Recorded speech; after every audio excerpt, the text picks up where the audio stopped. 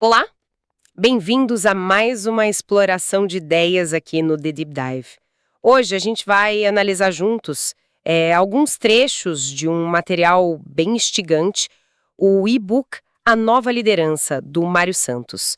Recebemos esses certos e a ideia é destrinchar um pouco as ideias centrais sobre como identificar e principalmente preparar líderes mais jovens, né, para os desafios de hoje e, bom, do futuro também.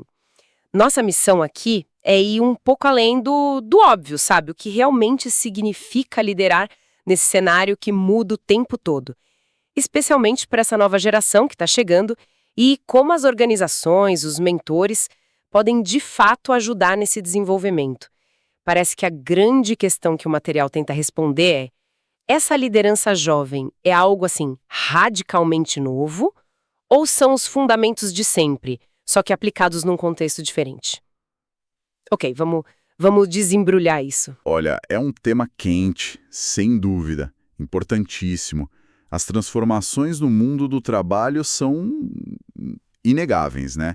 E a necessidade de cultivar lideranças que não só acompanhem, mas que prosperem nesse novo cenário, isso é mais do que importante, é estratégico para qualquer organização que pense no futuro, claro.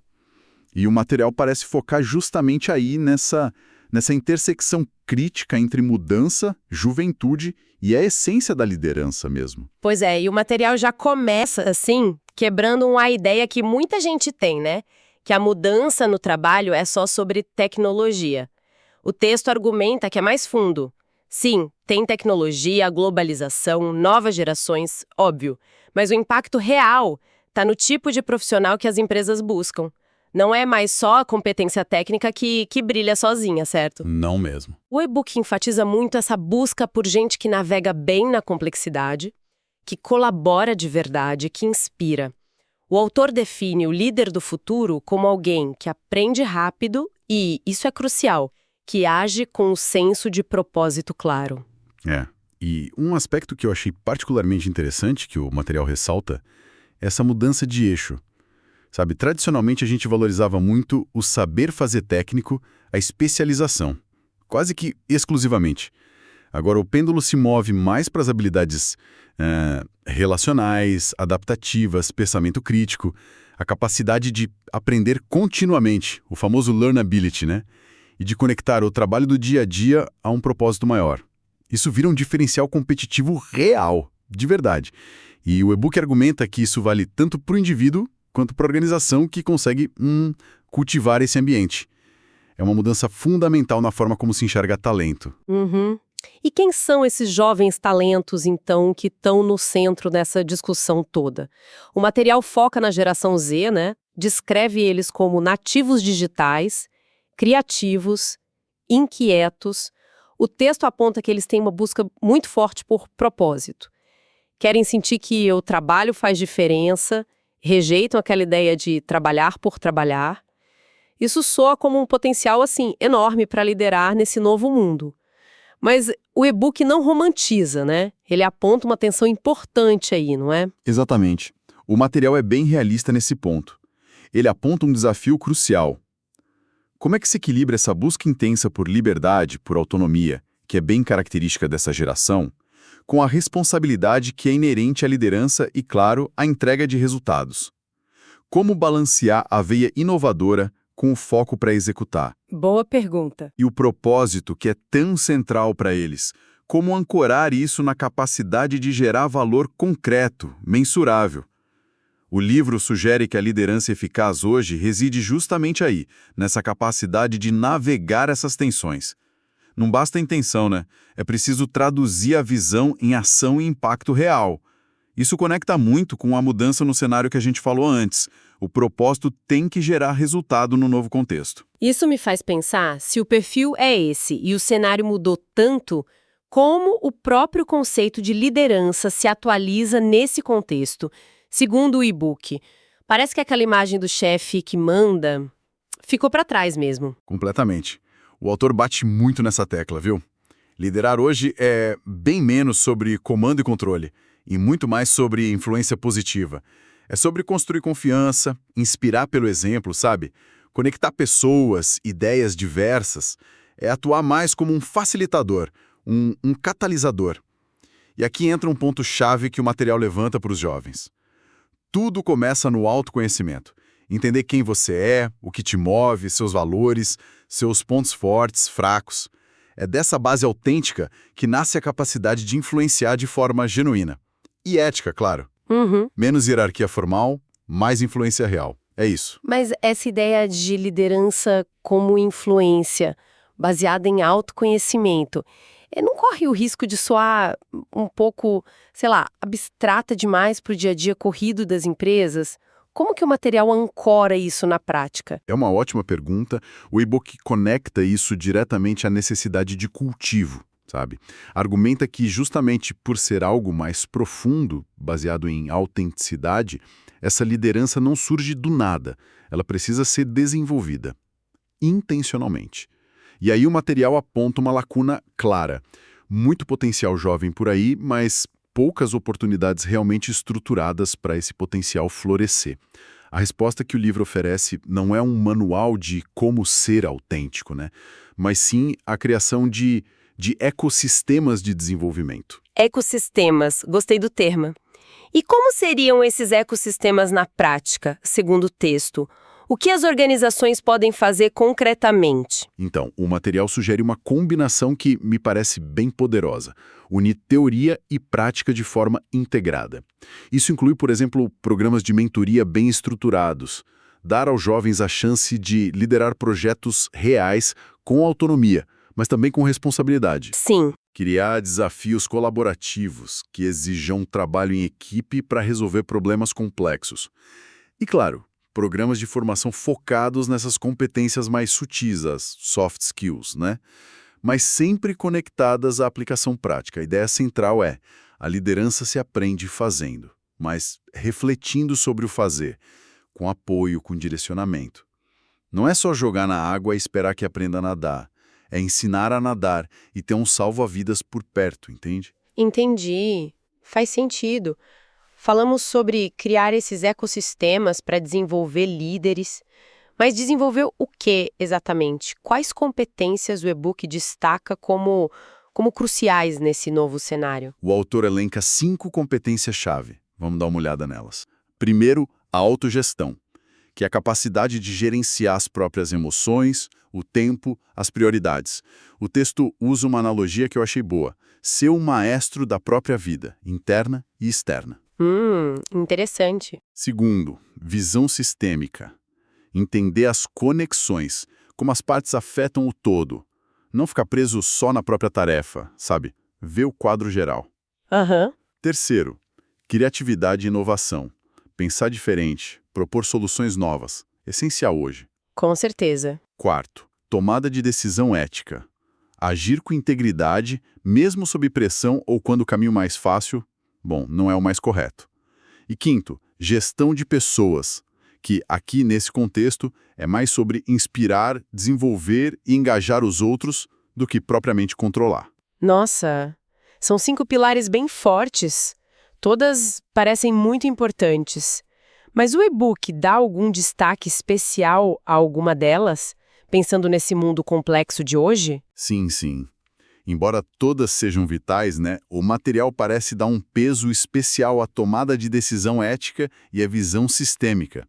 E faz todo sentido se a gente parar para pensar. Num mundo tão interconectado, decisões raramente são isoladas. Elas geram ondas, sabe? Agir com ética e compreendendo o impacto mais amplo das ações é o que constrói confiança e sustentabilidade a longo prazo. É verdade. E pense na visão sistêmica. Não é só entender o fluxo de trabalho dentro da sua área.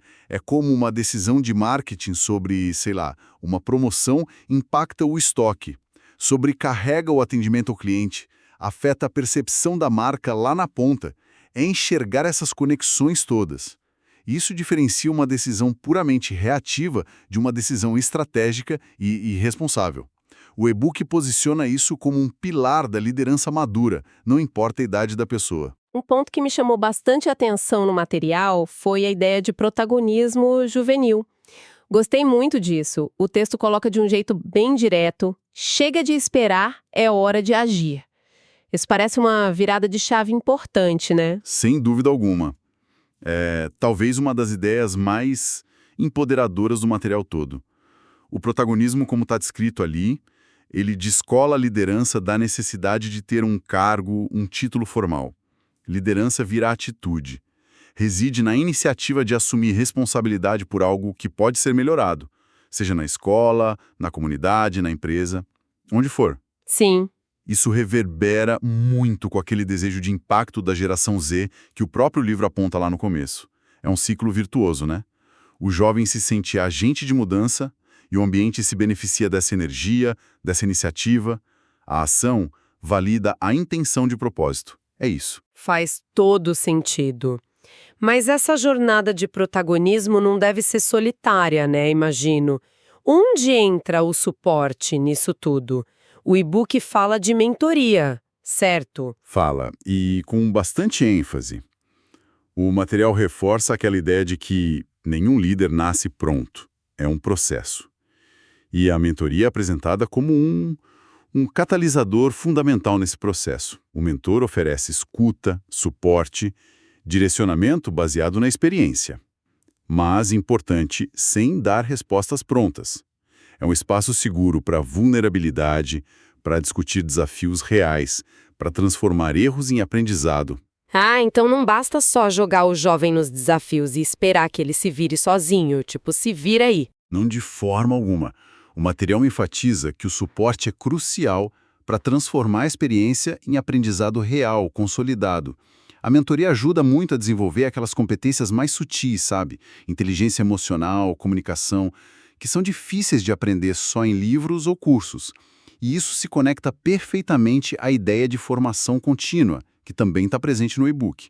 Liderança é uma jornada de aprendizado constante, não tem fim, especialmente num mundo que muda tão rápido. Não é um diploma na parede, né? É uma prática diária de crescimento. Total. E tem outro ponto que o material aborda de frente, que é aquela tensão clássica, propósito versus resultados. Como que se equilibra essa balança, especialmente com uma geração que, como a gente viu, valoriza tanto o propósito? Pois é, o e-book apresenta isso como uma dualidade necessária, não como uma escolha de ou um ou o outro. Empresas com propósito claro atraem mais, engajam mais, especialmente os jovens talentos. Isso é fato. Mas o alerta do autor é direto. Propósito sem resultado é só intenção. Uma boa frase, né? Forte. A liderança eficaz, segundo o autor, é a que consegue manter essa tensão de forma produtiva. O propósito inspira, dá o porquê. Os resultados garantem a sustentabilidade, mostram um impacto concreto. Navegar isso exige comunicação clara, alinhamento constante e a capacidade de conectar a visão maior com as metas e entregas do dia a dia. É o que separa, na visão do material, o líder inspirador e efetivo do sonhador bem-intencionado. Entendi. E para quem gosta de colocar a mão na massa, o material não fica só na teoria, né? Você mencionou que ele cita algumas ferramentas práticas. Sim, menciona, brevemente nos trechos que a gente analisou, mas dá exemplos, como dinâmicas do tipo carta para o futuro ou a construção da linha do tempo da carreira desejada. São exemplos de exercícios que o livro sugere para estimular a autorreflexão e o planejamento individual, sabe? Que são justamente a base para fortalecer a autogestão e o protagonismo que a gente discutiu.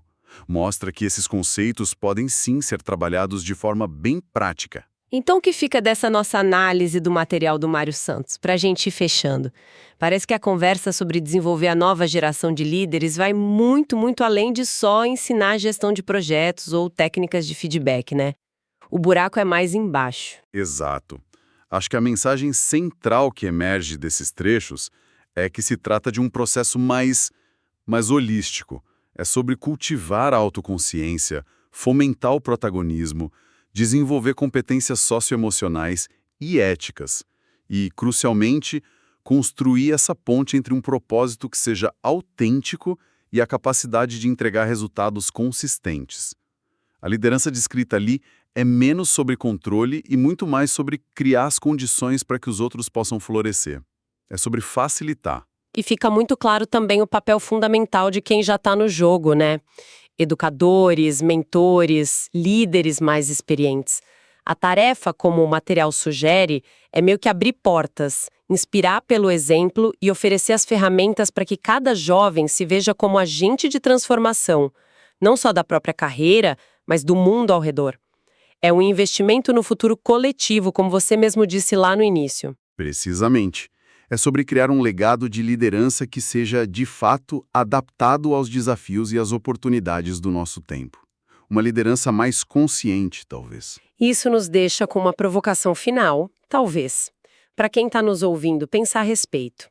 Se a liderança, como a gente viu aqui nesse material, começa na autoconsciência e na capacidade de influenciar positivamente o ambiente, mesmo sem ter um crachá de chefe, que pequena mudança de atitude ou iniciativa a gente poderia começar hoje, cada um no seu próprio metro quadrado, para exercer essa liderança construtiva? Fica aí a reflexão. E com isso a gente fecha a nossa análise de hoje sobre as ideias de A Nova Liderança de Mário Santos. Esperamos que essa conversa sobre o material tenha sido útil e, quem sabe, inspirado novas perspectivas sobre como cultivar os líderes do amanhã. Até a próxima!